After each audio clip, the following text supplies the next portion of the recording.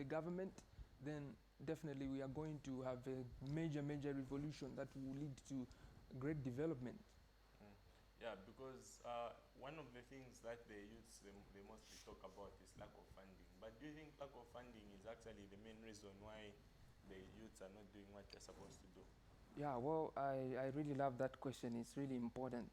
You know, the thing is, I'm a big believer that, yeah, we need money in everything we are doing or anything. If you're going to embark on any business venture, you need money. But the thing is, once somebody adopts the mentality that goes like, you know, I don't need to have money to make that step, to begin some business or what. I need first of all to have, you know, proper mindset, a proper mindset. A proper mindset gives me the courage to approach someone. It gives me the courage to maybe, you know, speak to somebody, some influential person, talk to them about my talent, talk to them about what I can do. And once somebody gets to have that courage to face certain individuals, speak to them about what they can do, all of the sudden, you know, money begins to come your way. Because imagine if all of us were just to be waiting, we just sit and wait. No, I'm waiting for the money, I don't have funding and all that. Then definitely we can't have any great being in the next generation.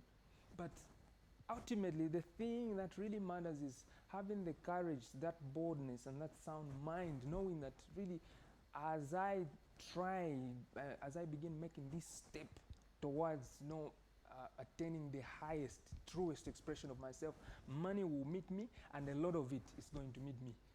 Yeah, I think that's a very good approach that we can take as the youths.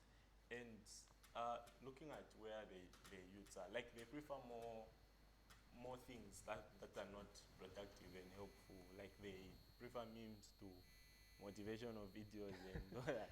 So do you think with that mindset we are going to reach Well, where? that is really an important, you know, an important question too. The thing is, I think when I began my motivational videos journey, I noticed that people were not really paying attention to that.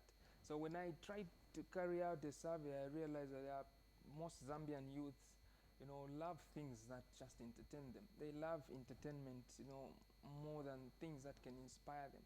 Yes, our minds by default, the way they are, our minds just love to be in the comfort zone.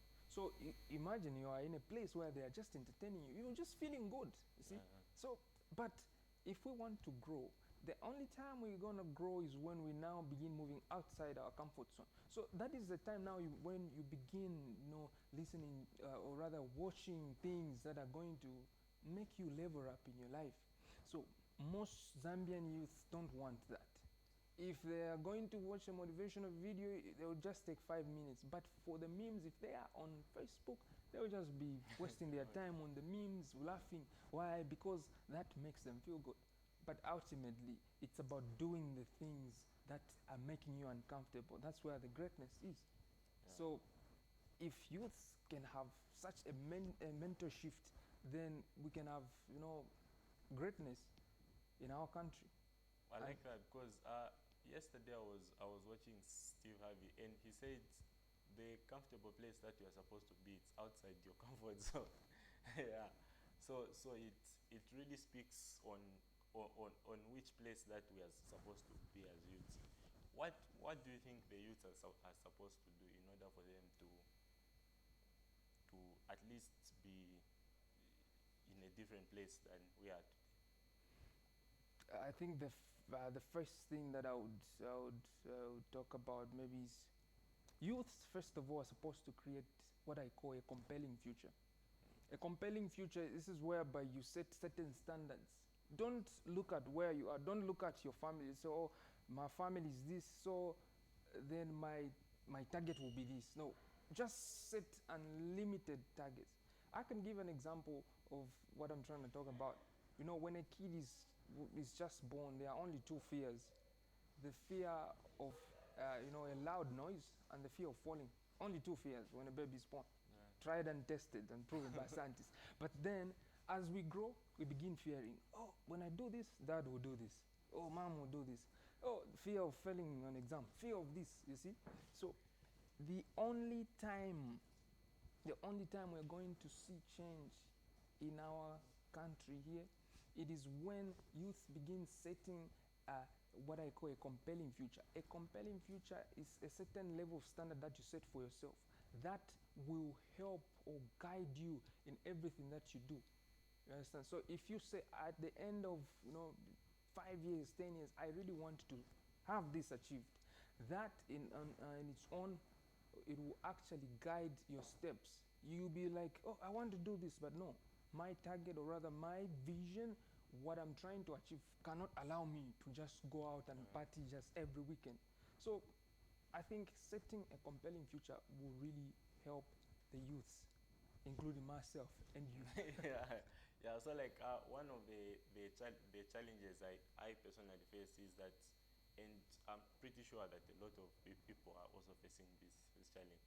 You would want to be on top, but what we forget is that if I want to be on top of the mountain, we forget about the mountain.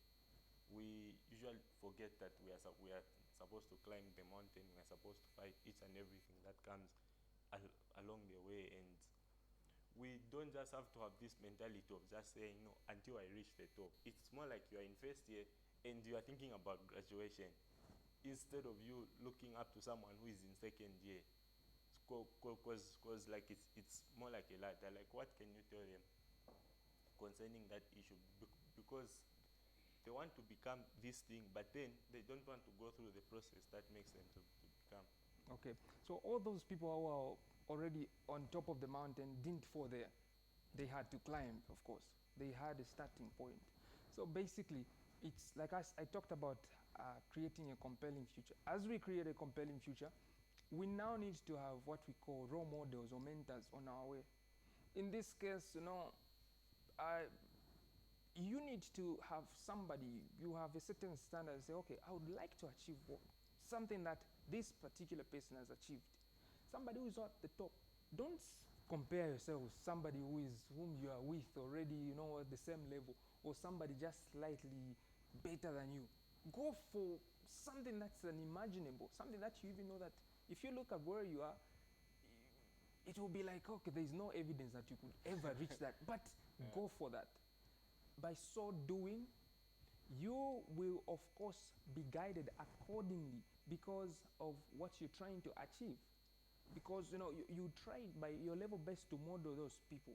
Okay, and then the other important part is that when people have role models or mentors this time around, they want to become like their mentors today. No, if you have a mentor, start doing what they were doing some 15 years ago, 20 years ago. Begin doing those same things. But if you say, okay, my mentor is Bill Gates, then you want to have the motorcade he's having, you want to have all those things, then definitely you will run bankrupt. But if you begin doing what he used to do some years back, 20, 30 years back, those are the same. I mean, when you follow those steps, they are the ones that will create another Bill Gates in you. But in this case, make another version of Bill Gates who is only going to be you and you yourself. So it's about following what our mentors used to do, following that step by step. And as we do that, we really hope for the best version of ourselves.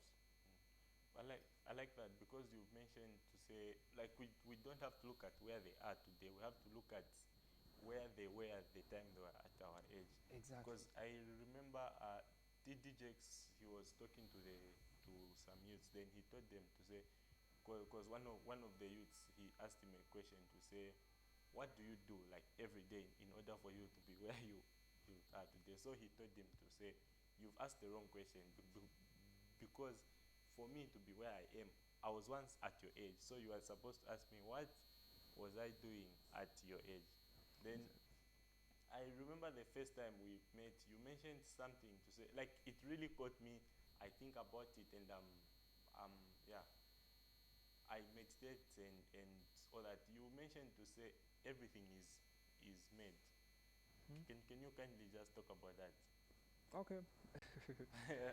Well, one thing I know is that there is a quote that goes like, every person is responsible for their position in life, and everyone is responsible for their position in life, but only the successful will admit that fact. This is because this is because when you go to Mark Zuckerberg, when you go to anybody who is really doing very well, they'll say, "Wow, thank God I made good decisions." You know. But when you go to somebody, to a brother who is really struggling, he's 40 years and then he's still crying because maybe he's still an orphan, but who complains like they are an orphan at 40 or 35? See, so when you go to that person, you ask them, why are you in this situation? They will probably shift their blame maybe on their parents or their uncle who didn't really, support them when they were in high school and all that. But ultimately, if we could get to have more, to bear that, to accept responsibility that the decisions we are making today are the ones that qualifies us to a whatever tomorrow. By that I mean, life just is like the same way we are, our lives are equivalent to the decisions that we made yesterday. So the decisions I'm making today are the ones that determine my tomorrow. So we are actually people with, who are in this world that has broad, lots of choices. But as we go through life and we begin making those choices, the same choices are the ones that determine where we are going and the person we become in our future.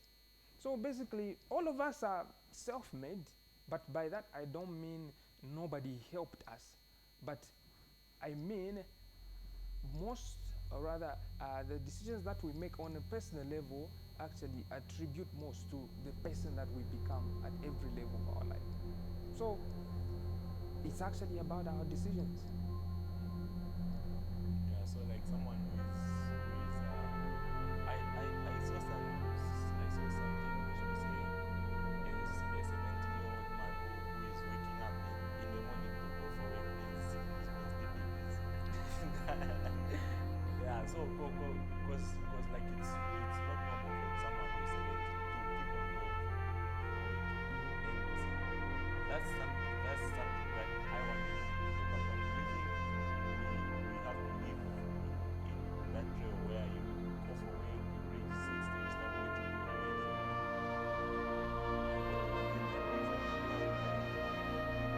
I remember I made a certain talk at a certain school where I talked about early enlistment to our study. See, this time around here we see old people doing certain other things, but then I'm a big believer that everybody who is positively influencing the world started, or rather enlisted themselves on the platform of success at an early age. I'm not saying if somebody is 40 then they can't change their life, but basically what it is that, maybe for a biblical example, Jesus Christ himself enlisted himself on the platform of success at age 12. When he began, being found in the temple and telling his parents that no, he was born for his work and all that. King David, we see him defeating Goliath at 17 when they were teenagers, you see, right? We've seen people who are really causing waves in society right now. These are people who enlisted themselves on the platform of success when they were teenagers. So what I can say is that the 20s are the years in which you and I are now supposed to enlist ourselves, failure to which it would have been too late for us. But even at any other age, anybody can really do something. But it's much, much easier for somebody to do something when they are teenagers, or rather in their 20s. So for somebody who is, maybe our parents, could be our guardians who are still working. Yeah, if we see that, we must just learn from that. Be like, okay, I don't want to be 70 and still, going for work and, perhaps you could say I want to retire at 45. So meaning this is the time to grind. You see? You have youths who are waking up at 9 hours, 8 hours. I think that's not good. If you were to personally ask me, 4 a.m. is actually my friend. See, if you sleep 8 hours, it means if you live 75 years, meaning you will have been asleep for over 25 years. So imagine sleeping for over 25 years of your life and then you live for 75. It's not so good. If you had a car and then this car only helps you 60% of the times and then 40% it's always giving you issues or it's at rest, then maybe you might perhaps not go for it. So our bodies are here to work. Our place of rest is when the Lord God Almighty calls us. But for now, we have to grind. We have to wait because we are so much behind. And this issue that most of the youths are using as an excuse, not only the youths but also the elders. Like we always complain about the economy, ungayadula and all that. But do you think there's something that we can do despite the hiking of prices? Okay, so I believe so much. You know, when you have a problem and you keep complaining, see, the thing is, where focus is, energy flows and we see expansion taking place. So if you have a problem at hand and then you are complaining, it means you're just making the problem worse because you are focusing on the negative part of the problem. So the problem definitely will become bigger and greater. It will become greater than you. See, so what it is that we've seen that problem. Then, so if I just sit here and complain, if nobody can hear me, I'm just with my family complaining, that I think that doesn't really help us. So the thing, they say necessity is the mother of all inventions, you see. So you and I have seen that the minimum prices have gone up, this and that is. So if we just keep complaining, groaning and moaning, complaining over the government, that is not helping you and me. The best thing you and me could do is to say, okay, since the prices are skyrocketing, what is it that I'm going to do to better myself so that these prices do not overwhelm me? So that is now where you have to look deep within yourself. Try to challenge yourself. Think of something that can make you move from what I call the snake line. In the snake line, this is where we find people who complain, groan and moan every time. But then there are now people who are upscaled there, who live above the snake line. These are people who live above their bills. They have attained financial freedom, or rather they have attained what I call the highest, truest expression of themselves. So these people don't complain. You see, there was one guy I met who was complaining. Yeah, I said, okay, I think from now on, change your prayer point. Don't say, don't pray that these prices should come down, should go down. Pray that you should rise above these prices and bills. I think so. It's about being innovative. The world is full of money, full of opportunities. I'm not saying opportunities just come like that, but if you have a mindset and that you're prepared for opportunities and that you are willing to go towards the highway of opportunities, that is by, take yourself, write that application letter, talk to someone. Don't just sit down and say, I have a degree. Perhaps you will be 50 with your degree and you haven't taken it anywhere. See? Yeah. So it's not really just about complaining, it's about doing something. We must be the change we want to see in the world. So if you're going to talk about giving, if you're going to talk about certain things, be the one to do that. Don't wait for the president to do it for you. Don't wait for... No. Because I also forgot to mention one thing. You are also a philanthropist. Like, oh, yeah. Yeah, I saw that video where you went to that. Right, okay. So Oh, wow. Good. Well, I'm a big believer, just like I said. I believe in being the change I want to see in the world. So I don't need to wait for someone to do it for, I have had, most of my mentors, I've never even met them. So when somebody asks me who is my mentor and all that, and then I mention somebody who they don't even expect, they're like, but why? I'm like, yes, I decided to just raise my bar. so that in case I don't shoot for the moon, I'll still land at least on the stars. But my aim is to really shoot for the moon.